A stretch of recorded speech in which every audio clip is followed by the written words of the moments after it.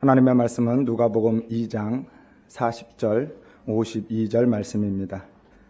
우리 한 목소리로 합독하도록 하겠습니다. 아기가 자라며 강하여지고 지혜가 충만하며 하나님의 은혜가 그 위에 있더라. 예수는 지혜와 키가 자라가며 하나님과 사람에게 더욱 사랑스러워 가시더라. 아멘. 여러분 안녕하세요. 반갑습니다.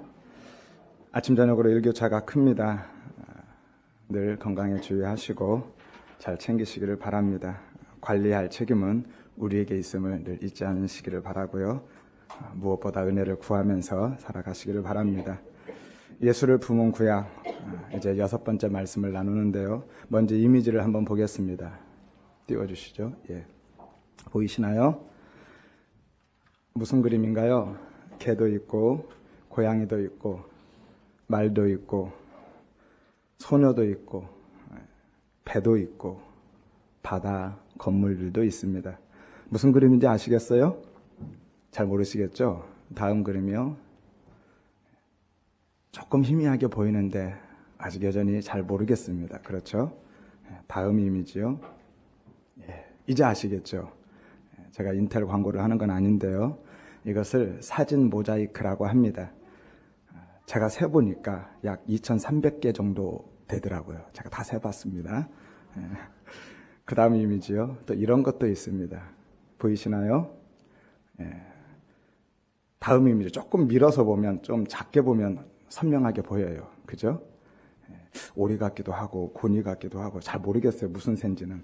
아무튼 그렇습니다. 다음 이미지요. 그런데 이렇게 보면 도대체 무슨 그림인지 하나도 알 수가 없죠. 저 이미지의 일부인데요. 다양한 꽃도 있고 새도 있고 식물도 있고 사람도 있습니다. 저것도 제가 다 세봤는데 약 1,000개 정도 되더라고요. 다음 이미지요. 저 아름다운 여자의 코 한 부분을 확대해 놓은 게 그림이 저겁니다. 보이시나요? 자동차도 있고 사람도 있고 컵, 여자도 있고 그 여자가 쓴 모자도 있죠. 이런 이미지들이 모여서 저 아름다운 여인을 만들어낸 것이죠. 이미지는 됐습니다. 구약 성경도 이와 같지 않나 싶습니다. 수없이 많은 작은 그림들, 곧 각기 다른 사건들이나 정말 다양한 인물들, 그리고 전혀 관계가 없어 보이는 수많은 말씀들과 현상들, 상황들이 너무나도 신비롭게 연합되고 연결되고 또 조합을 이루어서 하나의 큰 그림, 곧 예수라는 그림을 선명하게 드러내 보이고 있는 것이죠. 그것이 곧 성경인 것입니다. 구약 전체가 그렇게 예수님과 연관되어져 있고 연결되어져 있고 예수님의 일부로 자리를 차지하고 있는 것이죠. 그래서 신약 성경뿐 아니라 구약 성경도 다 예수에 관한 혹은 예수를 위한 예수의 이야기다. 예수님을 계시하고 있는 것이다 라고 말씀드린 겁니다. 단순히 예수님을 지향하고 있고 예수님을 희미한 그림자로 디딤돌로서의 역할을 하고 있는 것이 아니라 그 자체로 선명한 예수를 담아내고 있는 것이죠. 물론 구약시대의 성도들은 모형과 그림자의 형태로만 희미하게 예수를 발견하고 메시아를 바라보았을 겁니다. 왜냐하면 저 모자이크 안에 있기 때문에 한 조각의 작은 그림을 형성하고 그 자리에 위치하고 있기 때문에 쉽게 이야기해서 숲 안에 있기 때문에 숲 전체를 보지 못하고 나무 한 그루밖에 보지 못하고 있는 것이죠. 그래서 그냥 숲 전체의 그림을 가늠하고 있을 뿐이죠. 하지만 지금 우리는 더 이상 구약 성경을 그렇게 모형으로 혹은 그림자로 바라보지 않습니다. 실체이신 예수를 우리는 선명하게 발견하고 나아가서 구약 성경을 통해서 그 예수를 경험하게 되는 것이죠. 왜냐하면 이미 우리는 구약 성경 전체의 그림을 볼 수 있잖아요. 그리고 보고 있잖아요. 우리는 숲 안에 있는 것이 아니라 숲 밖에 나와서 숲 전체를 한눈에 바라볼 수 있기 때문에 구약 성경 전체에서의 그려내고 있는 큰 그림, 예수라는 그림을 볼 수 있다라는 것입니다. 하지만 문제는 우리도 신약 성경도 마찬가지입니다. 구약 성경을 문자로만 들여다보면 그 전체의 그림, 구약 성경이 그려내고 있는 그 큰 그림, 예수를 보지 못한다라는 게 문제예요. 구약 성경이 아무리 선명하게 예수라는 그림을 그려내고 있다 할지라도 우리는 거기에서 예수를 찾을 수 없습니다. 문자로만 본다면. 그 자체로는 예수님과 아무 관계가 없는 그냥 각기 다른 사건이고 인물들로 보일 뿐인 것이죠. 그리고 우리가 지켜 행해야 할 계명, 명령으로밖에 안 보이고 혹은 신비한 현상이나 놀라운 상황으로밖에 보이지 않습니다. 마치 사진 모자이크처럼, 그 작은 그림들처럼 아무리 들여다봐도 그것은 그냥 동물이고 그냥 사람이고 그냥 꽃이고 그냥 자연이었잖아요. 그 한 부분만 그렇게 집중해서 들여다보고 있기 때문에 그것이 전체의 그림의 일부라는 사실을 생각도 못하는 것이고 그것을 통해서 전체의 그림을 바라보지 못하는 것이죠. 그래서 우리는 성경을 단순히 문자로만 보면 안 된다 말씀드리는 겁니다. 그렇게 보면 다 법으로만 보인다고 말씀드렸죠. 구약 성경은 율법이고 신약 성경은 윤리와 도덕법으로밖에 보이지 않습니다. 우리는 성경을 볼 때 그래서 문자 이면에 있는 진의, 진짜 그림, 큰 그림인 예수를 찾고 예수를 발견해야만 하는 것이죠. 큰 그림으로서 예수뿐만이 아니라 사실은 각기 다른 작은 그림 안에서도 우리는 예수를 발견하고 예수를 찾아낼 수 있습니다. 그리고 그 작은 그림들도 전부 다 예수로 연결해서 예수로 보아야만 합니다. 왜냐하면 그 작은 그림도 다 예수라는 큰 그림의 일부잖아요. 그 자체로 그냥 예수인 거예요. 몸 전체가 나인 것처럼 내 몸의 작은 지체 하나도 곧 나인 것입니다. 이 작은 지체, 이 손가락 하나를 내 몸에서 분리해버리면 아무리 이 손가락을 잘 설명해내고 잘 이해시킨다 할지라도 이 자체로는 어떤 의미도 가치도 없는 것이죠.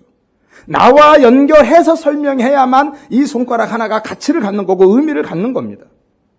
따라서 그 작은 그림들, 구약 성경에 나타난 사건이든 인물이든 현상이든 그 모든 것들을 아무리 우리가 잘 풀어서 원어를 가지고 주석을 가지고 잘 설명해낸다 할지라도 신학적으로 잘 그려낸다 할지라도 그 본문을, 그 작은 그림을, 그 사건을, 그 인물을 예수와 연결해서 설명해내지 않으면 전혀 다른 이야기를 하고 있는 것이고 그 자체로는 어떤 의미도 가치도 없게 되는 것이죠.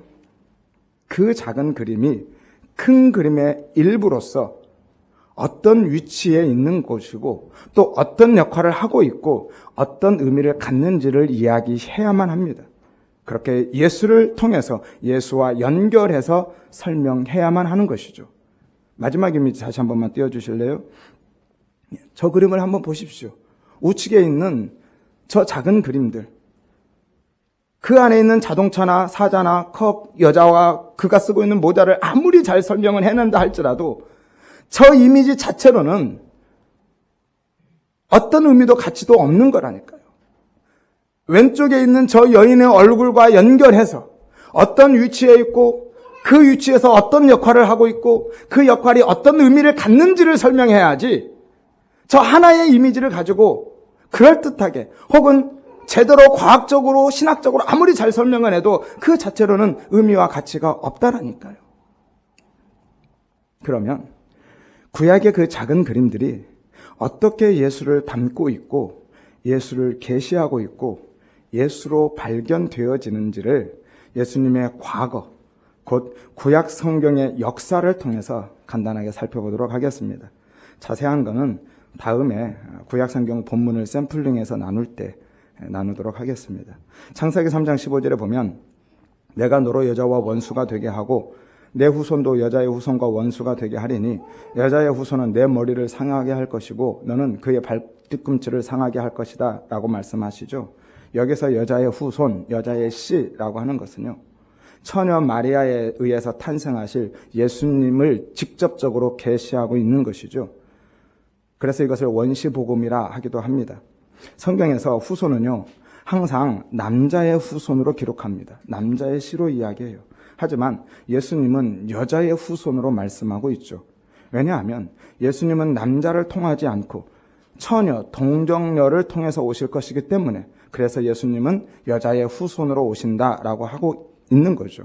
갈라디아서 4장 4절에 보니까 때가 참에 하나님이 그 아들을 보내사 누구에게서요? 여자에게서 나게 하시고 라고 말씀하죠. 여자에게서. 기억하십시오. 여자에게서. 그런데 마태복음 1장에 가보면 예수님의 족보가 나오는데요. 아브라함은 이삭을 낳고 이삭은 야곱을 낳고 나가다가 다말에게서, 라합에게서, 룻에게서, 우리아의 아내 밧세바에게서, 마리아에게서 그리스도라 칭하는 예수가 나셨다라고 말씀합니다. 족보에 나오는 남자들은 다 누가 누구를 낳고로 지나갑니다. 그런데 그 족보에 나오는 여자는 누구에게서로 나오죠. 이것이 곧 예수님이 그 여자에게서 오셨다라는 것을 강조하고 있는 것입니다. 자세한 것은 작년 8월 28일이죠. 비유 23번째 말씀, 새 포도주 새 부대의 비유 2번째 말씀이죠. 참고하시면 되겠습니다. 오늘 그 부분을 다 나눌 수는 없고요. 그냥 왜 이 말씀을 하셨는지만 나누겠습니다. 왜 여자에게서, 여자의 후손으로 오심이 그렇게 중요하냐라는 것이죠. 왜 족보를 기록하면서 남자에게서 온 것이 아니라 여자에게서 오셨음을 그렇게 강조하고 있을까요? 왜냐하면 예수님은 죄의 영향력, 그 죄의 수렁 밖으로 오셔야만 했기 때문이죠. 그래야 진짜 대속자가 되실 수 있었기 때문입니다. 남자를 통해서 오시면 여전히 예수님도 아담 안에서 태어난 아담의 죄의 영향력을 그대로 받는 그 죄 아래에 있을 수밖에 없기 때문에 예수님은 죄 밖으로, 죄의 영향력 밖으로 오시기 위해서 여자에게서 오신 것이죠. 그래서 모든 사람들은 이 땅에 있는 남자를 통해서 정상적인 부부관계를 통해서 태어난 모든 사람은 구원자가 될 수 없다라고 하는 거예요. 그들은 다 아담 안에서 태어났고 죄 아래에 있기 때문에 죄인이 죄인을 구원할 수는 없습니다. 예수님은 우리와 동일한 사람으로 오셨지만 딱 한 가지 다른 것은, 그래서 그분은 죄가 없으시다라는 것이죠. 아무튼 예수님은요, 성육신 하심으로써 하나님과 인간의 중보 사역과 구원 사역을 시작하신 것이 아닙니다. 예수님은 이렇게 인간이 타락하자마자 그 즉시로 하나님과 인간 사이에 중보자로 서셨고 구원자로 일하셨고 구원 사역을 시작하셨고 그 구원을 이루셨습니다. 그래서 아담과 하와를 주님이 구원해 내신 것이죠. 창세기 3장 21절에 보니까 여호와 하나님이 아담과 그의 아내를 위하여 가죽옷을 지어 입히셨다라고 말씀하죠. 아담과 하와는 범죄한 이후에 무엇으로 자기의 수치스러운 몸을 가렸습니까? 무화과 나뭇잎으로. 무엇을 만들었어요? 치마를 만들어서 입었습니다. 그러나 하나님은요, 가죽옷을 지어 입히셔서 그 수치를 가려주셨죠. 나뭇잎은 일시적입니다. 하지만 가죽옷은 영구적인 것을 상징하고 있고요. 치마는 허리 아래만 가리지만 하나님이 입혀주신 그 옷은 몸 전체를 가리는 겉옷을 의미하고 있습니다. 그의 모든 몸을 다 가려주고 있는 것이죠. 그리고 하나님이 그 가죽옷을 만들어서 입히셨다라는 것은 그의 벌거벗은 죄의 수치를 가리기 위해서 대신 죄 없는 짐승이 희생되었음을, 그 짐승이 피를 흘리고 죽었음을 의미하고 있는 것이죠. 이것은 장차 인간의 죄를 감사하기 위해서, 인간의 그 죄의 수치를 가리기 위해서 십자가에서 대신 벌거벗겨지고 피를 흘리신 예수님의 속죄 사역을 예표하고 있는 것이죠. 그리고 그분의 그 희생, 그 속죄 사역의 효과가 영구적임을 함의하고 있는 겁니다. 이처럼 하나님은 인간이 범죄하자마자 피 흘림을 통한 속죄의 방법을 제시하셨고, 나아가서 하나님이 가죽옷을 직접 지어 입히심으로 그 구속 사역을 곧바로 시작하시고 진행하신 거예요. 지어라는, 이 짓다라는 것은 행하다, 만들다, 성취하다, 준비하다라는 의미인데요. 이 단어가 어디에 쓰이냐면 창조 사역에 쓰이고 있습니다. 창세기 1장에 하나님이 태초에 천지를 만드시다 하면서 궁창을 만드시고 해와 달과 별들을 만드시고 사람을 만드시고 그 만드신, 지으신 그 모든 것을 보시기에 심히 좋았다라고 하시는 그 단어들, 만드시다, 지으시다 하는 그 단어가 오늘 이 지어, 가죽옷을 지어라는 단어입니다. 그러니까 하나님이 가죽옷을 지어 입히신 그 사실이 창조사에게 견줄 만큼 중요한 사건이다라고 강조하고 계신 것이죠. 그리고 한글 성경에는 이 지어 입히다라고 하면서 지어와 입히다가 연속되어 나오는데요. 원어를 보면 지어는 문장의 맨 처음에 나오고요. 입히다라는 것은 문장의 맨 마지막 단어로 나옵니다. 그래서 원어의 그 단어 순서대로 다시 번역하면, 직역하면 이렇습니다. 그리고 지었다. 여호와 하나님이 아담과 그의 아내를 위하여 가죽옷을 그리고 입히셨다. 가 되는 겁니다. 이와 같은 문장의 전개는요, 하나님이 가죽옷을 지어서 그리고 입히신, 그 지으신 사실과 입히신 사실을 각각 분리해서 강조하고 있는 겁니다. 왜냐하면 하나님의 가죽옷을 지으신 것도 중요하지만 입히신 것도 그만큼 중요하다라는 거예요. 이 입히다라는 것이 둘러싸다, 온통 덮다라는 동사인데요. 히필 동사입니다. 사역형 동사예요. 그러니까 그 모든 일들을 하나님이 주도하셨고 하나님의 뜻대로 이루셨다라고 강조하고 있는 것이죠. 이것을 무슨 은혜라고요? 덮어주심의 은혜라고 말씀드린 거예요. 이것이 구원인 겁니다. 그래서 중요한 거예요. 지으신 것만 중요한 것이 아니라 입히신 것도 중요한 겁니다. 인간의 죄의 수치와 형벌은요, 그래서 우리 편에서 내어놓는 어떤 옷으로 가려지는 게 아닙니다. 아담과 하와가 만들어서 입었던 그 나뭇잎으로 가려지는 게 아닌 거예요. 내 편에서 내어놓는 그 어떤 선한 일도, 윤리적이고 도덕적인 일도, 그 율법을 지켜가는 행위도, 그 경건한 삶도, 그것으로는, 그런 옷들로는 우리의 죄와 수치의 형벌이 가려질 수 없다라는 거예요. 오직 하나님이 친히 지어 입혀주신 그 옷, 예수의 옷으로만 가려지고 덮여지는 것임을 믿으시기를 바랍니다. 그래서 갈라디아서 3장 20절에 우리가 예수로 옷 입은 사람이다라고 하는 거예요.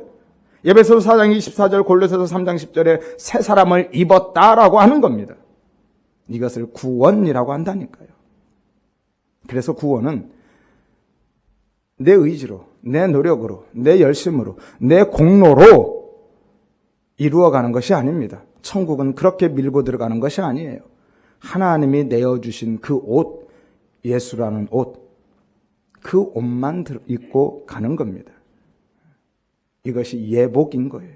하나님이 우리에게 준비해 주신 예복. 우리는 그 옷만 입고 가는 것이지, 예수의 옷, 그 주님의 의로운 그 옷만 입고 천국 가는 것이지 우리 어떤 열심과 노력으로도 되지 않는다라는 겁니다. 이것이 곧 우리는 전적으로 타락한 것이고 전적으로 무능력했음을 증명해내고 있습니다. 우리 편에서는 구원에 있어서 그 어떤 기여도 할 수 없어요. 다 누가 하셨다고요? 하나님이. 사역형 동사라 말씀드렸죠. 하나님이 주도하셨고 하나님의 뜻대로 진행하신 거예요. 하나님이 하신 일입니다. 그래서 벌거벗겨진 우리의 죄와 수치, 그 형벌들, 사망에서 벗어나는 것은 오직 예수라는 의의 옷만을 입고 생명을 얻는 겁니다. 이것이 구원이라니까요. 그리고 구원은 구약의 그 구원 사역의 역사를 담고 있습니다. 예수님이 성육신하심으로 비로소 시작된 것이 아니라 그 구원 사역의 역사는 인간이 타락함과 동시에 시작된 것이고 진행된 것입니다. 이처럼 예수님은 구속 사역의 목적이실 뿐만이 아니라 그 시작이셨고 과정이셨습니다. 예수님은 구약의 전 역사 속에서 하나님의 구속 사역에 능동적으로 참여하셨을 뿐만이 아니라 적극적으로 진행하셨습니다. 그리고 사람으로 오신 예수님은 그 구약을 통해서 선명하게 드러난 그 전체의 그림, 누구죠? 곧 자신을 발견하신 거예요. 다시 이야기해서 성육신하신 예수님은요, 완전하신 하나님으로 전지한 신성을 가지신 분임이 분명합니다. 하지만 동시에 성육신하신 예수님은 유한하고 제한적인 인성을 지닌 완전한 사람이십니다. 그래서 예수님은 보통의 인간들처럼 하나님이시지만 우리처럼 일반적인 성장 과정을 거치신 거예요. 예수님은요, 성경을 통해서 보통의 사람들과 동일하게 그 말씀을 듣고 읽고 공부하고 배우셨다라는 것이죠. 그래서 구약 성경이 그려내고 있는 그 전체의 그림인 자신을 발견하고 깨달으셨다라는 겁니다. 그리고 그것을 통해서, 그 배움을 통해서 구약 성경이 그렇게 계시하고 있는 메시아, 자기 백성을 구원할 그 그리스도가 바로 자신임을 알게 되었다라는 것이죠. 어려운 이야기인데요. 잘 들으십시오. 잘 들으셔야 됩니다.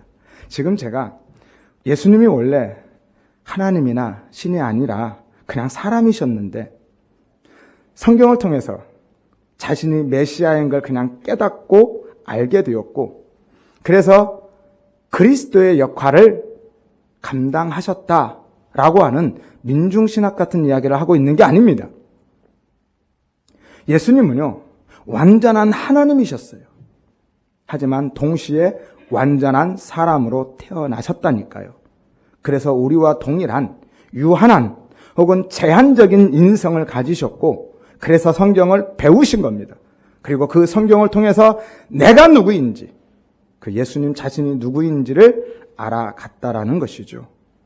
그러니까 예수님은요, 태어나면서부터 갓난아기 때부터 모든 지식을 완벽하게 갖추고 태어나지 않았다라는 거예요. 전지하신 하나님이시라면 갓난아기 때부터 다 그 지식을 갖고 계시는 게 맞는데, 예수님은 그 전지성을 스스로 감추시고 제한하셨다라는 거예요. 그리고 완전한 사람으로 사셨다라는 것이죠. 누가복음 2장 46절에 그가 선생들 중에 앉으사 그들에게 듣기도 하시며 묻기도 하셨다라고 기록하고 있는데요. 예수님이 12살 되던 6월절 날을 이야기하고 있습니다. 선생들이라고 기록하고 있는 것은 원래는 유대 랍비들, 율법사들인데요. 굳이 선생이라고 기록하고 있는 것은 그들의 가르치는 그 행위를 강조하기 위한 거고요. 예수님은 그 자리에서 그들의 그 가르침을 들었다, 귀 기울여 듣다라는 건데 배웠다라고 기록하고 있는 겁니다. 율법사들은 가르쳤고 예수님은 그들에게서 배웠다라는 것을 굳이 강조해서 말씀하고 있는 것이죠. 한번 생각해 보십시오. 예수님이 하나님이시라고 한다면 전지하신 하나님이니까 언제부터 자신이 진짜 메시아임을 아셨을까요? 언제부터 세상의 모든 것, 구속사의 모든 것을 다 이해하고 알고 계셨을까요? 진짜 전지한 하나님이라면 태어나면서부터 갓난 아기 때부터 아셨어야 하는 게 맞지 않습니까? 하지만 성경은 그렇지 않다라고 말씀하고 있는 거예요. 예수님이 하나님이시지만 하나님으로서 어려서부터 전지성을 다 갖지 않으셨다. 스스로 그것을 제한하셨다. 감추셨다. 라고 말씀하고 있는 겁니다. 만약에 예수님이 진짜 하나님으로서 갓난아기 때부터 전지성을 갖고 계셨다면 굳이 하나님의 말씀을 배울 이유가 없으시잖아요. 성경은 분명히 그분이 율법사들로부터 그렇게 진지하게 가르침을 받고 배웠음을 강조하고 있다니까요. 예수님은 전지한 하나님이셨지만 당신의 그 전지성을 스스로 감추시고 제한하시고 유한하고 제한적인 인성으로 성경을 배워 가신 겁니다. 오늘 본문을 보십시오. 40절에 보니까 아기가 자라며 강하여지고 지혜가 충만하여 갔다라고 하죠. 충만하여 갔다. 점점 차 갔다라는 거예요. 점점 갖추어 갔다라는 것이죠. 52절도 보십시오. 예수는 지혜와 키가 자라갔다라고 하죠. 처음부터 그 지혜를 다 갖고 계신 것이 아니라 시간을 통해서 그 지혜를 갖추어 가셨다라는 것이죠. 본문은 성경에 유일하게 기록된 예수님의 어린 시절에 대한 기록입니다. 누가복음은요, 인자의 예수님을 강조하고 있죠. 사람으로서의 예수님을 강조하고 있습니다. 예수님이 여느 인간과 전혀 다름없는 우리와 동일한 똑같은 신체적 그리고 정서적 지식적 성장 과정을 거쳐 가신 완전한 사람이다라고 말씀하고 계신 거예요. 예수님은 전지성뿐만이 아니라 전능성도 마찬가지입니다. 예수님은 전지하신 하나님이시지만 당신의 그 전지성을 스스로 감추시고 제한하시고 유한한 인성, 완전한 사람으로서 배우고 성장하셨듯이 사실은 전능하신 하나님으로서의 신성도 마찬가지입니다. 예수님은 전능하신 하나님이셨지만 이 땅에서 그 전능한 하나님으로 일하시지 않으셨습니다. 스스로 그 전능성을 제한하시고 감추시고 성령님을 통해서 성령님과 함께 온전한 인성으로 사역하셨습니다. 왜냐하면 그래야 진정한 우리의 대속자가 되실 수 있기 때문에, 그분이 완전한 사람으로 오셨을 뿐만이 아니라 완전한 사람으로 사셔야만 진짜 우리의 대속자가 되실 수 있기 때문에 그렇게 하셨던 거예요. 그리고 그래야 우리도 그 성령님과 함께, 그리고 성령님을 통해서 그 은혜에 동참하고 그 은혜를 누릴 수 있기 때문에 그렇게 하신 겁니다. 사도행전 10장 38절에 보니까 하나님이 나사렛 예수에게 성령과 능력을 기름 붓듯 하셨음에, 무엇을요? 성령을, 그리고 그분의 능력을 부어주셔서 그가 두루 다니며 선한 일을 행하시고 마귀에게 눌린 자를 고치셨다라고 말씀하죠. 주님이 당신의 전능한 신성으로 행하신 것이 아니라 무엇으로요? 부어주신 성령의 능력으로 행하셨다라고 말씀합니다. 마태복음 12장 28절에 내가 하나님의 성령을 힘입어 귀신을 쫓아낸다라고 말씀하시죠. 사도행전 1장 2절에 그가 택하신 사도들에게 무엇으로요? 성령으로 명하셨다라고 말씀합니다. 주님은 성령님과 함께 성령님을 통해서 일하신 것입니다. 그래서 예수님이 요한복음 14장 12절에 나를 믿는 자는 내가 하는 일을 그도 할 것이고 그보다 큰 일도 할 것이다 라고 말씀하신 것이에요. 왜냐하면 그 다음에 내가 아버지께로 가기 때문에. 주님이 아버지께로 가면 바뀌는 게 뭐가 있습니까? 대신에 성령님이 오시잖아요. 성령님이 오실 것이기 때문에 너희가 나를 믿으면 내가 하는 일도 할 것이고 나보다 큰 일도 할 것이다 라고 말씀하고 계신 거예요. 그래서 우리도 성령님과 함께하고 성령님을 통하면 그 구속사역의 일부를 감당해 낼 수 있는 것이죠. 오늘 주제가 아니라서 이런 부분들은 다음에 성령님에 대해서 나눌 때 조금 더 자세히 나누도록 하겠습니다. 아무튼 예수님은요, 분명히 전지전능하신 완전한 하나님이십니다. 하지만 동시에 유한한 제한적인 인성을 가진 완전한 사람으로 오셨습니다. 그리고 그렇게 사람으로 성장하셨고 사람으로 배우셨고 그렇게 사셨고 그렇게 일하셨다라는 것이죠. 혼자 하신 것이 아니라 성령님과 함께 성령님을 통해서 하신 겁니다. 그래서 예수님은 어린 시절부터 그리고 매우 짧은 기간에 정말로 효과적으로 그리고 정확하게 성경을 배우시고 이해하실 수 있으셨던 것이죠. 12살의 나이에 성경 전체를, 구약 성경을 꿰고 계셨어요. 무엇 때문에요? 성령님 때문에. 구약 성경은 그렇게 예수님이 읽으셨고 말씀하셨고 들으셨던 이야기이고요. 예수님이 배우셨고 깨달으셨던 지혜이고 예수님이 친히 부르셨던 노래이고 예수님의 관점을 형성시킨 계시인 것입니다. 예수님은 구약 성경에서 성부 하나님의 생각을 읽어내셨고 그분의 뜻을 깨달으셨고 무엇보다도 자신의 정체성과 사명을 발견하신 거예요. 처음부터 태어나면서부터 내가 누구인지 내가 무엇을 해야 하는지를 알고 계셨던 것이 아니라 성경을 통해서, 구약 성경을 통해서 내가 누구인지 무엇을 해야 하는지를 배우고 깨닫고 알게 되었다라는 것이죠.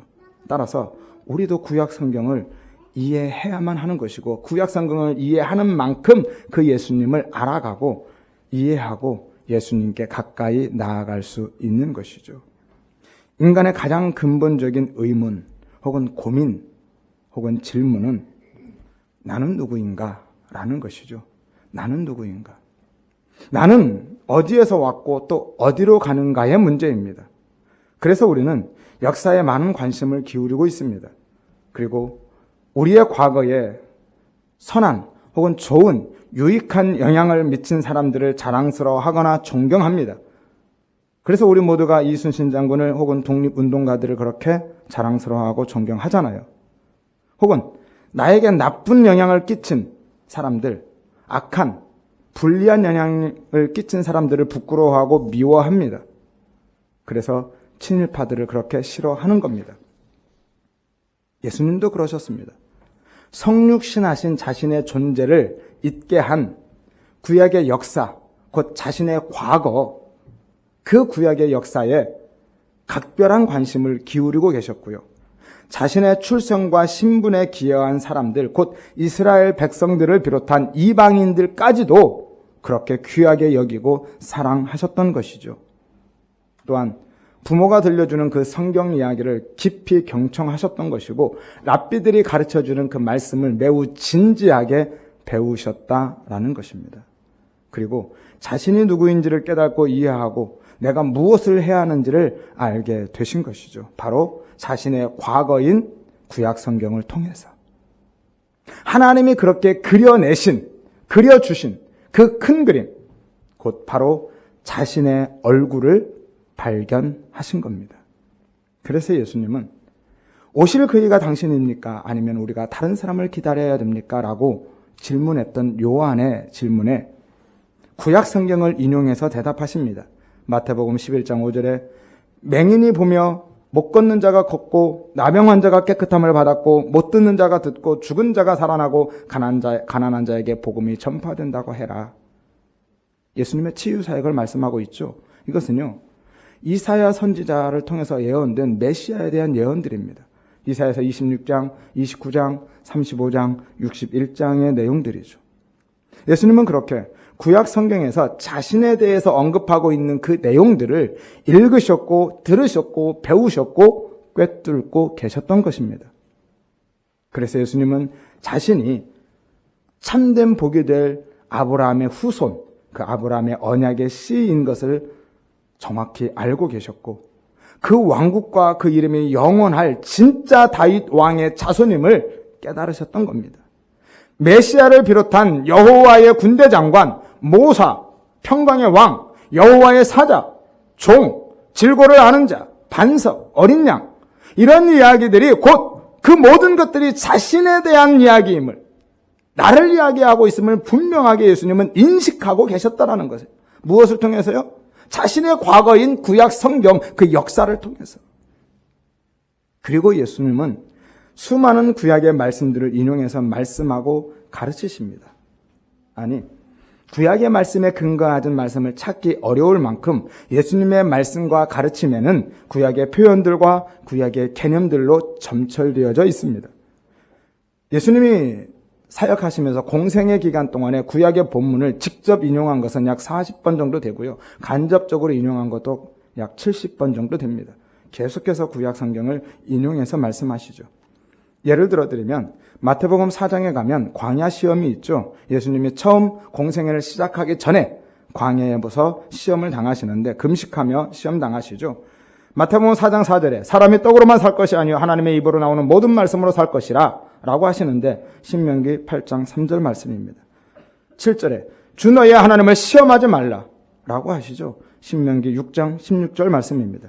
10절에 사탄아 물러가라 기록되었으되 주 너의 하나님을 경배하고 다만 그만 섬기라 하였느니라. 신명기 6장 13절 말씀이죠. 마태복음 5장에서도 마찬가지입니다. 팔복의 말씀을 하시면서 5장 5절에 온유한 자는 복이 있나니 그들이 땅을 기업으로 받을 것이다.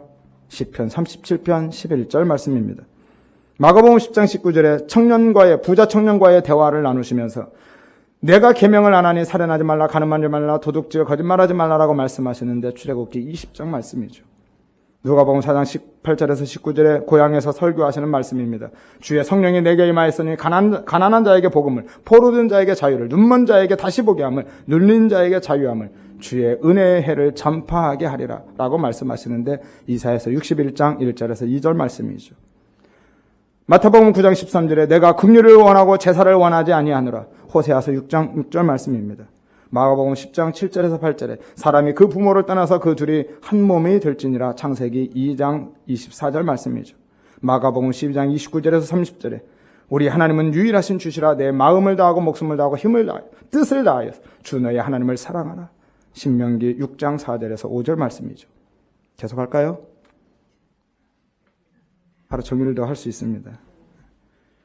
예수님이 말씀하실 때에도, 비유의 말씀을 하실 때에도, 세례 요한을 칭찬하실 때에도, 예루살렘에 입성하실 때에도, 입성하셔서 성전을 정화하실 때에도, 율법에 대해서 그리고 토론하실 때에도, 마지막 6월절에도, 그리고 십자가를 지고 계신 그 십자가 위에서도 처음부터 끝까지 예수님은 자신의 과거인 구약의 말씀들을 통해서 말씀하셨고 가르치셨던 것이죠. 이처럼 구약 성경은요, 특히 구약의 역사는 성육신하신 예수님의 과거의 행적이었고, 예수님은 그 구약의 역사, 곧 자신의 과거를 통해서 메시아, 그리스도의 자신의 모습을 선명하게 발견하셨던 것이죠. 따라서 우리도 구약 성경, 그 예수의 역사, 예수의 과거를 통해서 전혀 관계가 없어 보이는 그 작은 그림들이 아닌 전체의 그림, 그 큰 그림, 곧 예수를 발견하고 예수를 깨닫고 예수를 경험하고 그 예수를 사랑하시기를 바랍니다. 우리 모두도 구약 성경을 통해서 예수님이 누구이신지, 왜 오셨고 오셔서 무엇을 하셨고 왜 그렇게 하셨는지, 그분이 도대체 나와 무슨 관계가 있는지를 깨닫고 그 예수를 바라보고 그 예수를 알아가고 그 예수를 구하고 사랑하시기를 바랍니다. 나를 위한 예수가 아닌 예수님 자체를 바라보고 구하시기를 바라고, 예수님이 가지신 그 힘과 능력이 아닌 십자가 위에 계신 예수님을 알아가고 그 예수님을 사랑하시기를 주의 이름으로 축원드립니다.